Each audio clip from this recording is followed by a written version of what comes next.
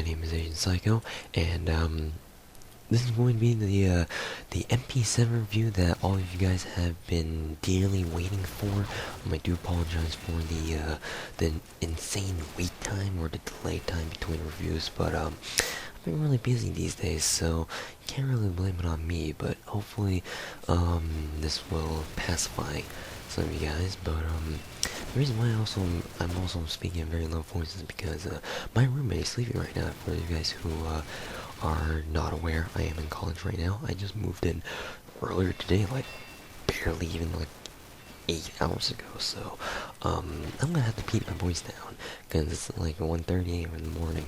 Because that's the only time that I actually have to myself, basically, in order to make some commentaries. But hopefully I can find another bit of time in order to make commentaries as well. But anyways, let's get started on the MP7 review.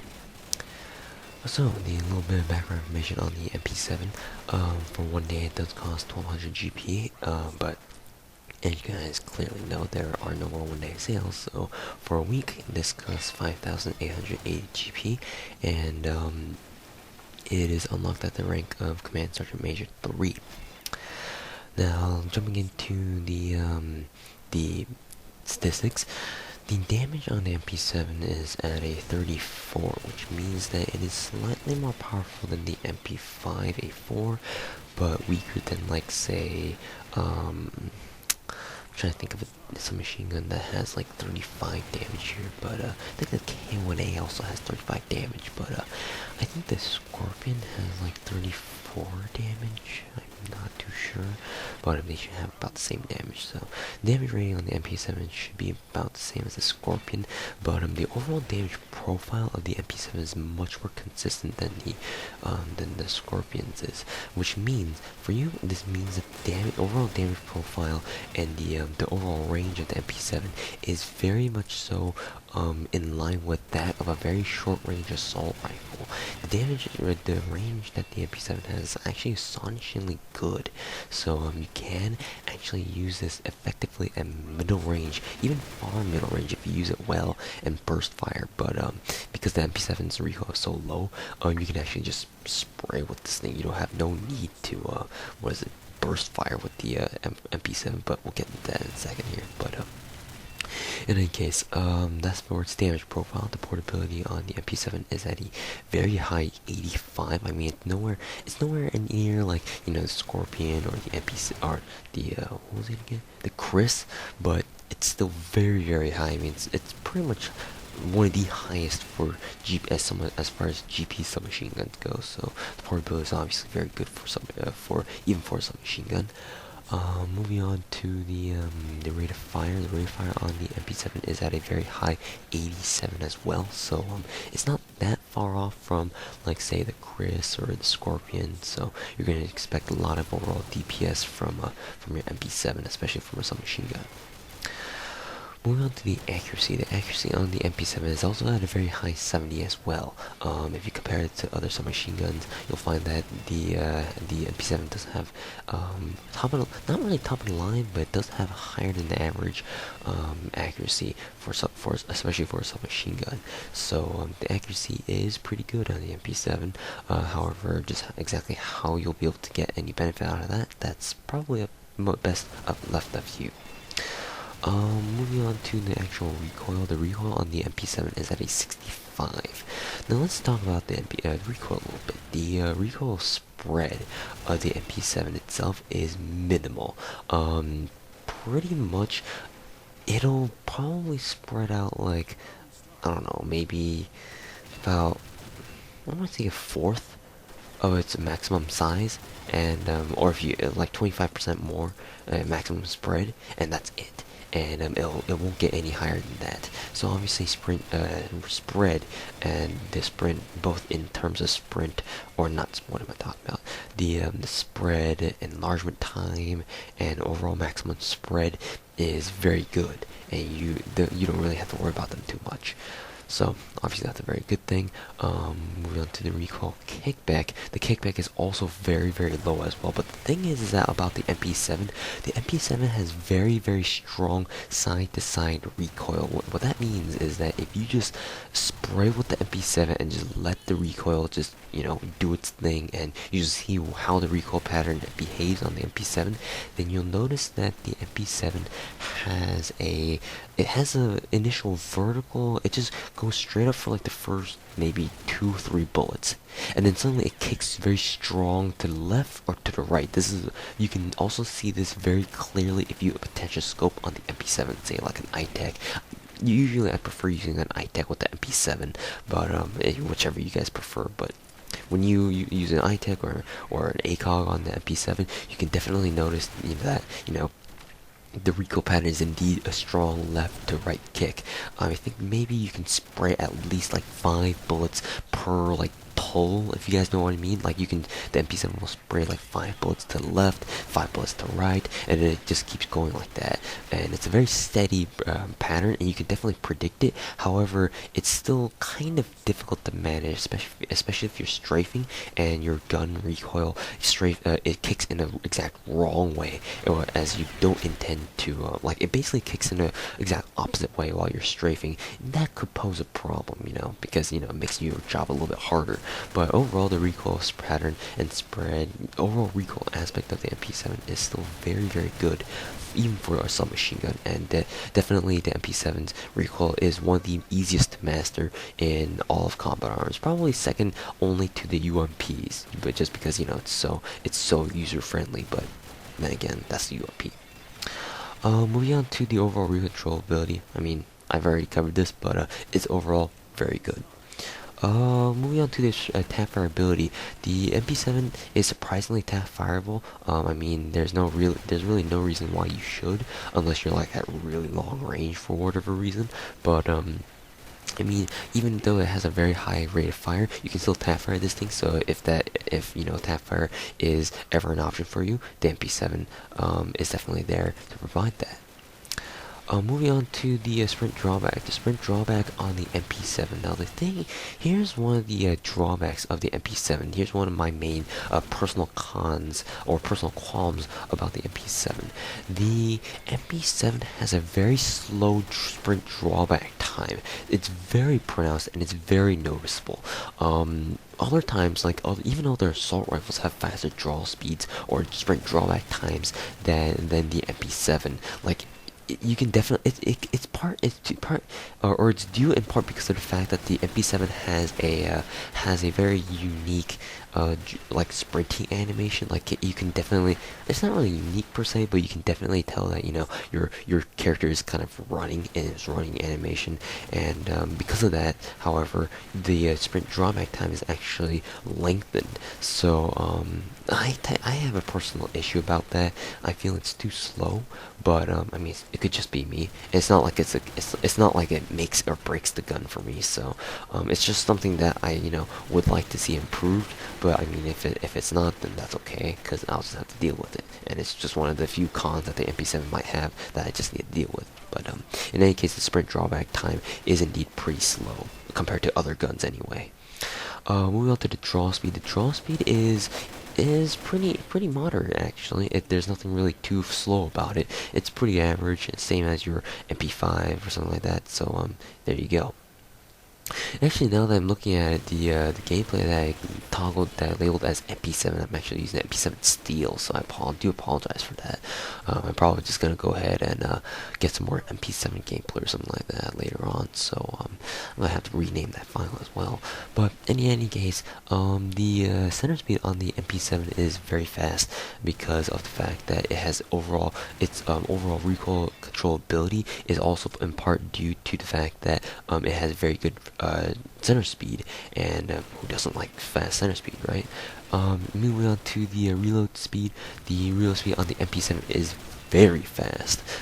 Even with the extended mag 1 on it, you feel as if it had no extended magazine at all, at least in my opinion. So I mean, the MP7 is one of the few submachine guns I actually recommend a extended mag 2 on, other than the UMP and UMP 45. So there you go. Moving on to the what's next here? The fire modes. The fire modes on the MP7 is only available in fully automatic, so I'm not too special there. In terms of luck, I mean it is a submachine gun, and given the MP7's very low recoil profile, it's definitely very easy to get like just basically pick off headshots for days with the MP7. Like the MP7 is one of those submachine guns where it's a headshot picker. So there you go. Go for them heads basically. Moving on to the my Adobe plugin just crashed. Anyways, distraction. Anyways, moving on to the ammo capacity. It has a standard 30 round magazine and a 90 over like a standard 90 ammo capacity in reserve. This is actually quite surprising because in other games such as Soldier's Run or Call of Duty, Modern Warfare 3 specifically speaking, the MP7 has a 40 round capacity instead of a 30. So I mean, I suppose I can see Nexon's reasoning in just keeping the MP7's magazine at a standard 30 rounds, but I mean, it would have been nice if they could have kept the MP7 true to its other counterparts at 40 rounds, like how other games like what is it? The UMP has like 35 rounds or something like that. So I mean, there you go. I mean, at the same time, the UMP is only supposed to have 25 rounds, but thankfully that's not the case. Moving on to the key physical characteristics. So the MP7. The thing about the MP7 is that it's actually called the H&K Machine Pistol 7. I think that's what it's called, or that's what its acronym stands for. The MP7 stands for something along the lines of machine pistol, or some German name for machine pistol. So indeed, it does actually look like a machine pistol. I mean, I mean, just the basic design of the MP7, it just looks as if you can easily one hand the MP7. Like it's got a very short barrel. I mean, it almost looks like a Mac 10 or an Uzi. Like the basic design kind of looks like it, along with the foldable buttstock and then its attached foregrip. You can easily two-hand this or even one-hand this. I mean, the MP7 seems like it allows for easy use of both. So, I mean, there you go. I think that's kind of what it looks like. And moving on to the what's next here? The muzzle noise. The muzzle noise on the MP7 is a very low frequency, kind of like a I don't know. It's kind of like a staticking noise. The same kind of static that you find in like your TV or something like that when it's on the wrong channel. I don't know, I'm just pulling these sounds out of my ass right now, but it kind of reminds me of that. So if that's a really horrible analogy or a horrible thing to compare it to, then I do apologize. I'm not very good at pulling examples out of my butt, so do forgive me. In any case, moving on to the attachment options, you can attach anything onto your MP7. You can attach magazine modifications, suppressors, or what is it? Sights. For the MP7 specifically, I do recommend like the iTech scope or the iTech sight rather, an extended magazine, and I don't necessarily recommend a suppressor because you're going to be decreasing the already low damage that the MP7 has. Like, it's by no means is it powerful. It only seems powerful because it has very low recoil, and I mean, that's why I suggest those two. I mean, I don't really suggest suppressor for anything, pretty much anything, because you want to keep the same damage that you want to, and adding suppressors isn't gonna make your job easier. So, there you go. Moving on to whether it's fire team worthy. I mean, maybe for the like Desert Thunder and MXHQ, maybe for those, but against zombies, you're probably gonna end up like just emptying your rounds into the zombies because MP7 is not very powerful. Don't get me wrong, but against zombies, it's going to take you some time. So. Not recommended for fire team. Quarantine, definitely, it probably is one of the best submachine guns to use in quarantine because it's got a fast rate of fire, it's got fast portability. So I mean, you can definitely use this for free running in quarantine. I mean, it's not that much slower than like a pistol or like a knife per se. So there you go. moving on to the my frank personal. Before we get to frank personal opinions, the MP7 is able to be customized. However, it is the trigger aspect of the MP7 is the only thing that you can customize about the MP7. So you might as well go ahead and customize the trigger aspect of the MP7, because I mean all the help that you can get with the MP7 is definitely welcomed. As for as for what it does to your MP7, I mean obviously you want to customize it to level 3. However, I'm not too sure exactly how much more rate of fire this will give you. I can definitely tell that the MP7 is firing a little bit faster, but at the same time, I can't tell you guys exactly how much faster. But just customize it anyway, and hopefully you guys will see that it shoots a little bit faster. Because I mean, at the same, all in all, you're only changing the rate of fire. It's not like you're changing the accuracy or the recoil aspect as you would if you customize the barrel or whatever. Yeah, the barrel. So there's nothing really to worry about in that respect. All you're doing is just increasing the rate of fire, and that's it. And not really by that much too either, unless you feel something different.